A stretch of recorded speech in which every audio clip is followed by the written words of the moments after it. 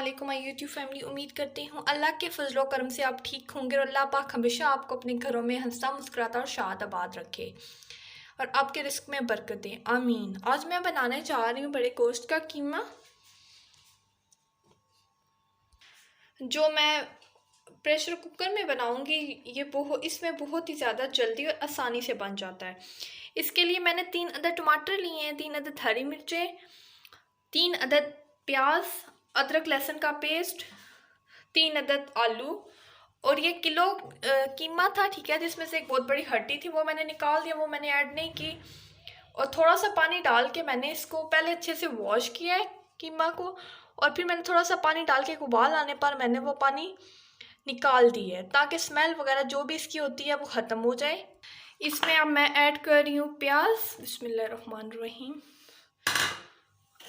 ادرک لہسن کا پیسٹ،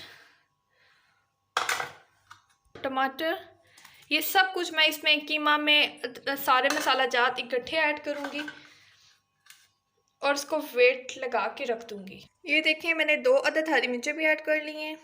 قیمہ کی اسمیل ختم کرنے کے لیے اس میں موٹی الائچی اور چند ٹکڑے دال چینی کے ایڈ کر رہی ہوں۔ یہ بالکل سادے مسالوں سے بہت ہی زیادہ زبردست اور ٹیسٹی بن جاتا ہے۔ 2 چمچ میں اس میں نمک کی ایڈ کروں گی۔ ہمارے گھر میں زیادہ اسپائس پسند نہیں کیا جاتا، اس لیے میں اس میں 1 چمچ لال مرچ کا پاؤڈر اور یہ تھوڑی سی ہلدی، کہ میں نے اپنے اندازے کے مطابق پانی ایڈ کر لیا ہے۔ یہ دیکھیں، اب اس کو میں ویٹ لگا کے 6 سے 7 منٹ کے لیے رکھ دوں گی۔ آئل میں اس میں پہلے نہیں ایڈ کروں گی، جب یہ قیمہ وغیرہ گل جائے گا اس کے بعد اس میں پانی وغیرہ سکھا کے پھر اس میں آئل ایڈ کروں گی، اچھے سے بنائی کروں گی۔ یہ دیکھیں میں نے ویٹ لگا کے اس کو رکھ دی ہے، اور آنچ تیز رکھنی ہے اپنی شروع میں، اور بعد میں آنچ کو آپ نے سلو کر دینا، میڈیم۔ میں نے ویٹ اوپن کر لیا ہے، یہ دیکھیں ماشاءاللہ سے 5 سے 6 منٹ ہو چکے ہیں۔ اب میں نے اس کا ویٹ ختم کر دیا، ٹھیک ہے۔ اب میں نے اس کو چولہے پہ رکھا ہے تاکہ جو تھوڑا سا اس میں پانی رہ گیا وہ خشک ہو جائے۔ پانی خشک ہو جانے کے بعد اس میں پھر تیل ایڈ کروں گی اور پھر اس کی بنائی کروں گی۔ یہ دیکھیں پیاز اور ٹماٹر تقریباً بالکل ہی گل چکے ہیں۔ یہ دیکھیں 1 کپ کے نزدیک میں نے اس میں آئل ڈالا ہے۔ اب ساتھ ساتھ اس کی بنائی بھی ہوگی، ساتھ پانی بھی جو تھوڑا سا رہ گیا وہ خشک ہو جائے گا۔ 1 چمچ خشک دھنیا کے بھی میں اس کی بنائی کرتے ہوئے ایڈ کر رہی ہوں، باقی بعد میں ایڈ کروں گی جب میں آلو ایڈ کروں گی۔ ایکسٹرا فلیور کے لیے آپ اس میں ثابت گول مرچ یا پھر لمبی مرچ ایڈ کر سکتے ہیں۔ 5 سے 6 منٹ ہو چکے ہیں مجھے اس کی بنائی کرتے ہوئے۔ اب اس پوائنٹ پہ میں آلو ایڈ کروں گی۔ یہ دیکھیں اب اس میں نے آلو ایڈ کر دی۔ یہ دیکھیں میں نے اس میں آلو ڈال دی، اور آلو کیا میں 4 سے 5 منٹ تک بنائی کروں گی۔ بنائی کرنے سے ٹیسٹ بہت زیادہ اچھا آتا ہے۔ یہ دیکھیں باقی خشک دھنیا اور تھوڑا سا کالی مرچ کا پاؤڈر بھی میں نے ایڈ کر دیا ہے۔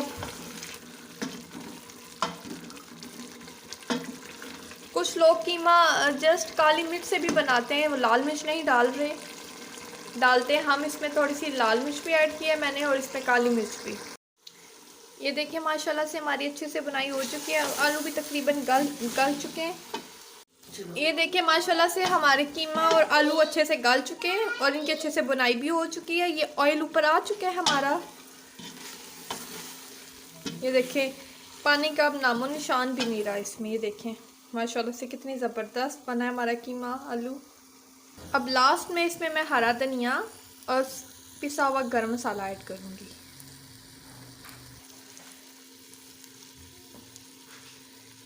گرم مسالہ، یہ دیکھیں ہرا دھنیا، بسم اللہ الرحمن الرحیم، بسم اللہ الرحمن الرحیم۔ یہ دیکھیں ماشاءاللہ سے ہمارا قیمہ کتنا زبردست بنا ہے۔ آپ بھی اس طریقے سے ضرور بنائیے گا، مجھے کمنٹ سیکشن میں بتائیے گا کیسا بنا ہے۔